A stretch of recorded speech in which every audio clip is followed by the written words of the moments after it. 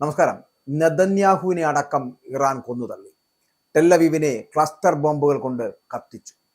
ഏറ്റവും കരുത്തൻ missile പുറത്തെടുക്കുകയാണ് Iran. ശബ്ദത്തെക്കാൾ ചിലപ്പോൾ 16 ഇരട്ടി വരെ വേഗതയിൽ കുതിക്കുന്ന ഖുറം ഷഹർ 4 ക്ലസ്റ്റർ ഇസ്രായേലിനെ കത്തിച്ചു കളഞ്ഞു. ഇറാൻ അവരുടെ ഏറ്റവും ശക്തമെന്ന് കരുതുന്നതാണ് ഈ ഖുറം ഷഹർ 4 മിസൈൽ എന്ന് പറയുന്നത്.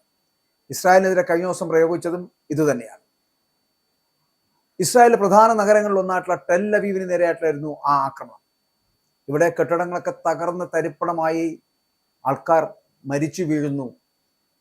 ഇവിടെ നെതന്യാഹുവിനെ അടക്കം കൊന്നു തള്ളുക എന്നതിൽ കുറഞ്ഞതൊന്നും ഇറാൻ ഇപ്പോൾ ആഗ്രഹിക്കുന്നില്ല എന്നുള്ളതാണ്.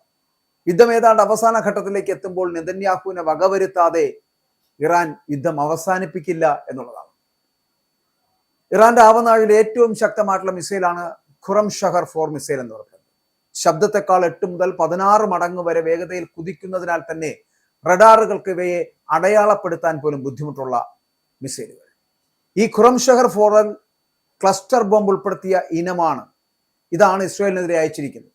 ഇതിലൊരു ബാലിസ്റ്റിക് മിസൈലിൽ തന്നെ ഏകദേശം 80 ചെറിയ ബോംബുകൾ ഘടിപ്പിക്കാം. ആകാശത്ത് വെച്ച് തന്നെ ഈ മിസൈൽ 80 ബോംബുകളായിട്ട് ചിതറി ശത്രുവിന്റെ ലക്ഷ്യസ്ഥാനത്ത് പതിക്കുകയാണ് ചെയ്യുന്നത്. അങ്ങനെയാണ് ഞാൻ ആദ്യം സൂചിപ്പിച്ച ടെല്ലവീവിനെ അടക്കം കത്തിച്ചു കളയുന്ന ഒരു സാഹചര്യം ഉണ്ടാക്കുന്നത്. ഇതിനെതിരെ ഇസ്രായേലിന്റെ അയേൺ ഡോമിൽ നിന്ന് മിസൈൽ വന്നാൽ ഈ 80 ബോംബുകളെയും അടിച്ചിടുക പ്രയാസമാണ്. മാത്രമല്ല, ഈ ബോംബുകളിൽ വലിയ തോതിൽ ഉഗ്രസ്ഫോടക വസ്തുക്കൾ നിറയ്ക്കുമെന്നതിനാൽ നല്ല നാശനഷ്ടം വരുത്തുവാനുള്ള സാധ്യതയുണ്ട് എന്നുള്ളതാണ്. ഖുറം ഷഹർ പുറത്തെടുത്തു എന്നതിനർത്ഥം ഏതാണ്ട് യുദ്ധം അതിന്റെ അവസാന ഘട്ടത്തിലേക്ക് നീങ്ങിയെന്നാണ്.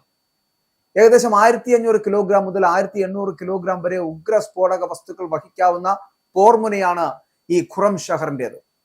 2000 കിലോമീറ്റർ വരെ ദൂരപരിധി ഉള്ളതിനാൽ ഇസ്രായേലിന്റെ ഏത് ഭാഗത്തും ഉഗ്രസ്ഫോടനവും നാശനഷ്ടങ്ങളും ഉണ്ടാക്കുവാൻ ഇറാന് ഈ മിസൈൽ തന്നെ ധാരാളം. മാത്രമല്ല, ഇതിൽ ഉപയോഗിക്കുന്നത് ഹൈപ്പർഗോളിക് ഇന്ധനമാണ്. അതായത് ഇന്ധനവും ഓക്സിഡയറുമാണ് ഇതിൽ ഉപയോഗിക്കുന്നത് എന്നർത്ഥം. ഇത് രണ്ടും ഉരസിയാൽ ഉഗ്രമായിട്ട് കത്തിജ്വലിക്കുമെന്നതിനാൽ അതിൽ നിന്നുണ്ടാകുന്ന ഊർജം കൊണ്ട് മിസൈലിന് ഭൂമിയിൽ നിന്ന് കുതിച്ചേരുവാൻ സാധിക്കുകയും ചെയ്യും. അതുകൊണ്ട് പുറത്തു നിന്നും മിസൈൽ വിക്ഷേപിക്കുവാൻ പ്രത്യേകിച്ച് ഒരു കത്തിക്കൽ ആവശ്യമില്ല എന്നർത്ഥം. ഇതാണ് ഈ ഖുറം ഷഹർ എന്ന് പറയപ്പെടുന്ന മിസൈലിന്റെ വലിയൊരു നേട്ടം അല്ലെങ്കിൽ മെച്ചം എന്ന് പറയപ്പെടുന്നത്. സുരക്ഷാ നേതാവായിട്ടുള്ള അലി ലാരിജാനിയെ ഇസ്രായേൽ കഴിഞ്ഞ ദിവസം വധിച്ചതിന് പ്രതികാരമായിട്ടാണ് ഈ ഖുറം ഷഹർ 4 മിസൈൽ ഇറാൻ പുറത്തെടുത്തതും ഇസ്രായേലിന്റെ ടെല്ലവീവിന് നേരെ കത്തിച്ചു വിട്ടതും.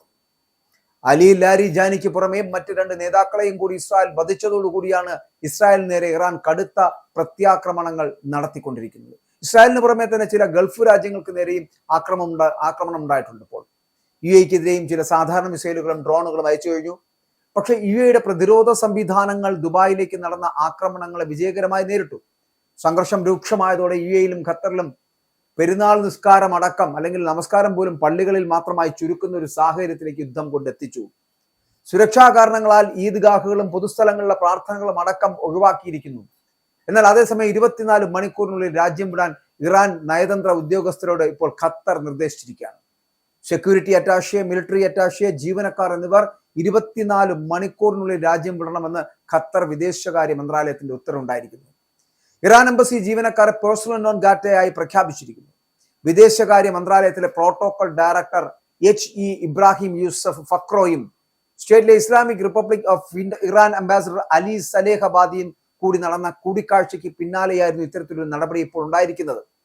എംബസിയിലെ സൈനിക അറ്റാഷയും സുരക്ഷാ അറ്റാഷയും 2 അറ്റാഷെ ഓഫീസുകളിലെയും ജീവനക്കാർ എത്രയും വേഗം രാജ്യം വിടണമെന്നാണ് ഖത്തർ പറഞ്ഞിരിക്കുന്നത്. മാത്രമല്ല, ഖത്തറിൽ ഇറാൻ നടത്തുന്ന ആക്രമണങ്ങളും രാജ്യത്തിന്റെ പരമാധികാരവും സുരക്ഷയും ലംഘിച്ചതിനാലും അതിന്റെ മറുപടിയായിട്ടാണ് മന്ത്രാലയം ഇപ്പോൾ ഇത്തരത്തിലൊരു തീരുമാനം ഇസ്ലാമിക് റിപ്പബ്ലിക് ഓഫ് ഇറാന് അവരുടെ എംബസിക്ക് അയച്ച ഔദ്യോഗിക കുറിപ്പിൽ പറയുന്നത് എന്നുള്ളത്. അന്താരാഷ്ട്ര നിയമതത്വങ്ങളുടെയും ഐക്യരാഷ്ട്ര സുരക്ഷാ കൗൺസിൽ പ്രമേയത്തിന്റെയും ലംഘനമാണ് ഇറാൻ നടത്തുന്നത് എന്നുള്ളതാണ്. ഇറാൻ ശത്രുതാപരമായിട്ടുള്ള സമീപനം തുടരുന്നത് ഖത്തറിന്റെ പരമാധികാരം, സുരക്ഷ, ദേശീയ താല്പര്യങ്ങൾ എന്നിവയെ ചോദ്യം ചെയ്യുന്നതാണ് എന്നും വിദേശകാര്യ മന്ത്രാലയം പറയുകയാണ്. അതുകൊണ്ട് ഈ യുദ്ധത്തിന്റെ അവസാനം എന്ന് പറയപ്പെടുന്നത് എവിടെയാണ് എന്ന് ചോദിച്ചാൽ വളരെ അകലെയല്ല എന്ന് പറയാം. പക്ഷേ നെതന്യാഹുവിനെ അടക്കം ഇറാൻ കൊന്നു തള്ളിയതിനു ശേഷം മാത്രമായിരിക്കും ഇറാൻ യുദ്ധത്തിൽ നിന്ന് പിന്മാറുക എന്നുള്ള കാര്യത്തിൽ തർക്കമില്ല. അതുകൊണ്ടാണ് ക്ലസ്റ്റർ ബോംബുകൾ അടക്കം കത്തിച്ചുകൊണ്ട് ടെല്ലവീവിനെ ചാരമാക്കുവാനുള്ള ശ്രമം ഇറാൻ നടത്തിയിരിക്കുന്നത്.